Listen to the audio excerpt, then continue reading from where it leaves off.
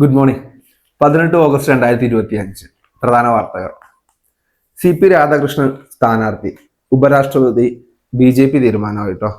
അപ്പോൾ CP രാധാകൃഷ്ണൻ തന്നെ ആയിരിക്കും ഉപരാഷ്ട്രപതിയായിട്ട് ഉണ്ടാവുക. ഭക്ഷ്യവസ്തുക്കളിൽ നിരോധിച്ച നിറം കീടനാശിനി, മായം മാരകം. സാമ്പിളുകളിൽ 3500% കീടനാശിനി വരെ കണ്ടെത്തി.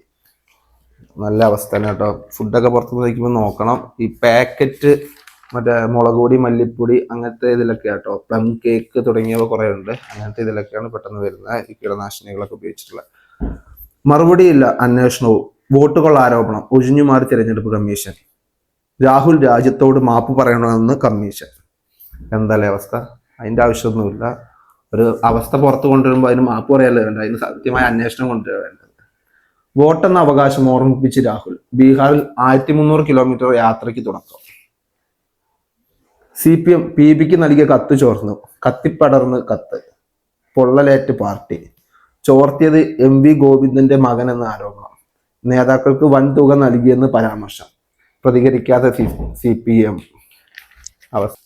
നമ്മുടെ സുരേഷ് ഗോപിന്റെ ഒരു പ്രതികരണമുണ്ട്. വോട്ടർ പട്ടിക വിവാദ പരാമർശമായി സുരേഷ് ഗോപി. വാനരന്മാർ കോടതിയിൽ പോയി ചോദിക്കട്ടെ. മന്ത്രിയായതിൽ മറുപടിയില്ല, ഉത്തരം പറയേണ്ടത് തിരഞ്ഞെടുപ്പ് കമ്മീഷൻ.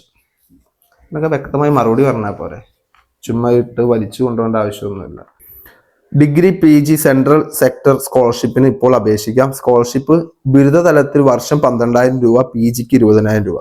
അവസാന തീയതി ഒക്ടോബർ 31 കേട്ടോ. ജമ്മുവിൽ വീണ്ടും മണ്ണിടിച്ചിൽ, 7 മരണം. തെക്കൻ ഗാസയിലേക്ക് ആളുകളെ ഒഴിപ്പിച്ച് ഇസ്രായേൽ. വടക്കൻ ഗാസ പിടിക്കാനായി ഇസ്രായേൽ സൈന്യം ആക്രമണം ശക്തമാക്കി. ഇസ്രായേലും പാലസ്തീനും തമ്മിലുള്ള എപ്പോഴും തീരൂല, ഇതിങ്ങനെ പോയാൽ. പിന്നെ സ്പോർട്സ് ന്യൂസ്. സർപ്രൈസ്. ഏഷ്യ കപ്പിനുള്ള ഇന്ത്യൻ ടീം നാളെ. ഓപ്പണറായി സഞ്ജു സാംസൺ തുടർന്നേക്കും. ശുഭ്മാൻ ഗില്ലിനെ ടീമിൽ പരിഗണിച്ചേക്കില്ലെന്ന റിപ്പോർട്ട്. ദേശീയപാത നിർമ്മാണം, തൃശൂർ സോണിൽ വേഗം കുറവ്. ഇതൊക്കെയായിട്ട് ഇന്നത്തെ പ്രധാന വാർത്തകൾ. എല്ലാവർക്കും ഒരു ശുഭദിനം ആശംസിക്കുന്നു.